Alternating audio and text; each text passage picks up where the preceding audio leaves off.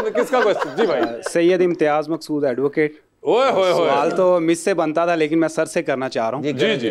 Sir, अक्सर assembly हाल में देखा गया है आपके चेहरे पर हर वक्त मुस्कुराहट रहती है।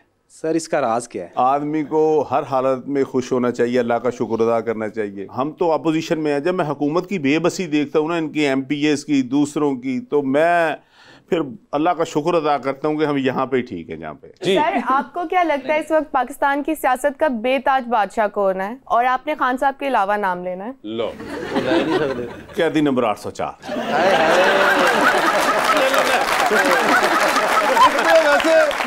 चलाक है आप। जी भाई। अस्सलाम वालेकुम सर, मेरा नाम मोहम्मद सलमान है और मेरा क्वेश्चन सर से है कि सर, आम तौर पर ये तासर होता है कि राणे तो नून लीग के साथी होते हैं, तो आप क्या PTI के राणे हैं? देखिए, हर जगह पर हर किस्म के लोग होते हैं, लेकिन हक और सच के साथ खड़े होने वाले लोग बड़े कम होते हैं। तो हम हक और सच के साथ खड़े हैं। जी। अस्सलाम वालेकुम, मेरा नाम इफ़रान है और मेरा सवाल सर से है कि सर, जब आपकी पार्टी टूट फूट रही थी तो आप किस तरह डटे रहे और क्यों डटे रहे? देखिए जी, पार्टी जो है ना, वो कभी ऐसा नहीं हुआ कि हमारी टूट फूट का शिकार हुई, लेकिन जो हम पर जुल्म हुए, हमारे घर गिरा दिए गए, हमारे कारोबार बंद कर दिए गए, हमारे डेरों पर पुलिस, हमारे घरों में पुलिस, हमारे बच्चे कहीं। तो मैं एक दफ़ा इधर इस प्रोग्राम में, तो मैं कोयटा से आया था इस प्रोग्राम के लिए, तो मैं वाहद आदमी था जो उस दौर में भी आ गया था। तो मैंने कहा था कि आपने मुझे यहाँ से बाहर पहुँचाना भी है।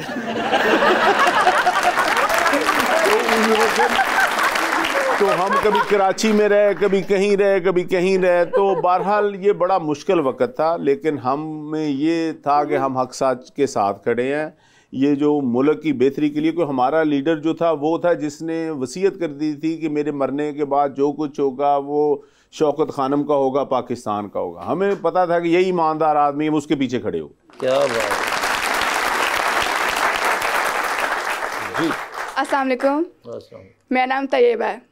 मेरा सवाल सर आपसे है कि पिछले साल आपने कहते हैं वेट लूज बहुत कर लिया था, क्या वजह थी? वो परेशानी बड़ी सी बेटा। एक परेशानी का कोई मसला नहीं, जो होता है अल्लाह की तरफ से होता है। लोगों पर मुश्किल वक्त भी आते हैं, अच्छे वक्त भी आते हैं, ये मसला नहीं था। मसला एक जो है, हम हैं सियासी लोग। हमारा जो था ना मामला, हमने रोज़ाना, हमारा टाइम होता है कि सुबह को उठे, किसी जगह कुलखानी है, दोपहर को 2-3 शादियाँ हैं, शाम को शादी हैं। हम जो ये जो 1 साल 1.5 साल था ना, तो हमें घर से खाना पड़ गया।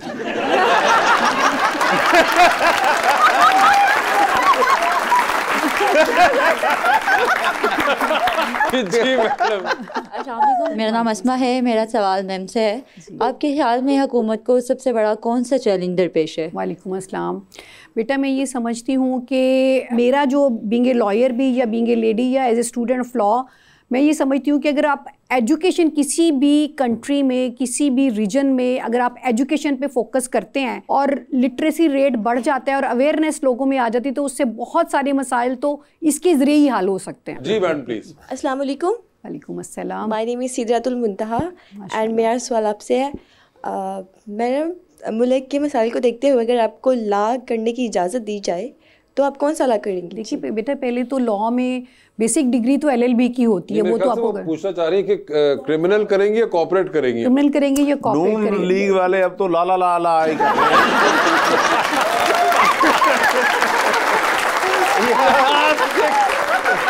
क्या कर रहे हैं?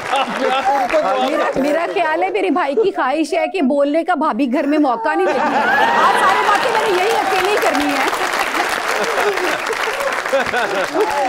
तो उनकी ख्वाहिश है, बहन की तरफ भी जो सवाल आता है उसका जवाब भी मैं ही देते चला जाऊँ। तो बेटा, अगर आप किस हवाले से बता रही तो मैं फिर आपको डिफ़ाइन कर सकूँ। देखिए, लॉ की डिफरेंट कैटेगरीज होती है। सिविल लॉ होता है, क्रिमिनल लॉ होता है, कॉर्पोरेट का काम होता है। तो उस हवाले से अगर मुझे रिवर्स करके, क्योंकि मेरा बेसिकली जो मेरी फील्ड है अपनी वो सिविल लॉ की तरफ है और मैंने सिविल लॉ में काम किया, लेकिन अगर मुझे नए सिरे से दोबारा ज़िंदगी में मौका मिले कि मैं दोबारा से वकील बनूं, तो फिर मैं कॉर्पोरेट सेक्टर में जाना पसंद करूँगा। थोड़ा ही टाइम रह गया तो दिल च गल है कर लो। क्या बात है, सच है कि घर पे भी आप इतना नहीं बोलते? या सर, हम सियासी लोग हैं, हमारा तो टाइम ही सारा नहीं, मगर जब कभी जाते हैं घर तो वहाँ भी बोलते हैं। ये भी वैसे सियासी बयान दिया है इन्होंने। हम जो सियासी लोग होते हैं ना, हमसे कोई नाराज नहीं हो सकता। अच्छा। हाँ जी। घर पे भी नहीं? सवाल ही नहीं पैदा। कोई बंदा जो मर्जी कह दे, हमने कहना ठीक है। यानी घर पे भी आप ये स्ट्रेटजी अपनाते हैं? जाहिर बात है। अच्छा।